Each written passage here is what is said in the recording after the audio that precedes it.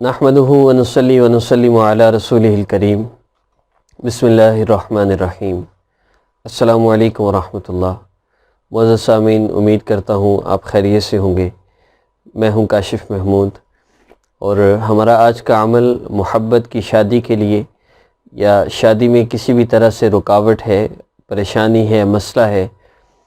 بعض اوقات بچوں کے جہیز میں پریشانی کا سامنا کرنا پڑتا ہے، بعض اوقات کوئی رشتہ آتا ہی نہیں۔ اکثر ایسا ہوتا ہے کہ رشتہ آتا تو ہے لیکن معیار کے مطابق نہیں ہوتا۔ بعض اوقات رشتہ معیار کے مطابق بھی ہوتا ہے، بات شروع بھی ہو جاتی ہے، کسی وجہ سے بات رہ جاتی ہے۔ بعض بچوں کے رشتے بہت آتے ہیں لیکن بات کہیں طے نہیں ہو پاتی، اور بعض اوقات سارے کام ہو چکے ہوتے ہیں، تیاریاں بھی مکمل ہوتی ہیں، لیکن پھر کسی نہ کسی وجہ سے بات رہ جاتی ہے، کوئی نہ کوئی رکاوٹ بن جاتی ہے، کوئی نہ کوئی بندش آ جاتی ہے۔ تو ان معاملات میں سب سے پہلی چیز، ہم جیسے ہی پریشان ہوتے ہیں تو پھر ہم دیکھتے ہیں یہ مسئلہ کیسے حل ہوگا، رشتے کی پرابلم کیسے سالو ہوگی۔ تو پھر ہم مختلف لوگوں سے رابطہ کرتے ہیں کہ جی چیک کر دیں ہمیں مسئلہ کیا ہے، رشتہ نہیں ہو رہا، شادی نہیں ہو رہی۔ وہ پھر چیک کرتے ہیں، نام لیتے ہیں، والدہ کا نام لیتے ہیں، پھر کہتے ہیں جی آپ پہ تو بڑا سخت جادو ہے، آپ پر تو بڑی سخت بندش کی گئی ہے۔ یہ سب جھوٹ ہے، ایسا کچھ نہیں ہوتا۔ دو ہی چیزیں ہیں، یا تو ہمارے اعمال کی وجہ سے سزا ہے، یا پھر اللہ رب العزت کی طرف سے آزمائش ہے۔ لیکن ہمارا اللہ رب العزت کی طرف تعلق ہوتا ہی نہیں۔ اللہ فرما رہے ہیں اولم یکفی بربک، کیا تیرے لیے تیرا رب کافی نہیں ہے؟ لیکن ہم اللہ کے غیر کے پاس جا کر کہہ رہے ہوتے ہیں حضرت ہمارا مسئلہ حل کر دیں، تو ان لوگوں کے پاس تو ایسا کچھ بھی نہیں کہ وہ آپ کا مسئلہ حل کر سکیں، پھر ہمیں پریشانی کا سامنا رہتا ہے۔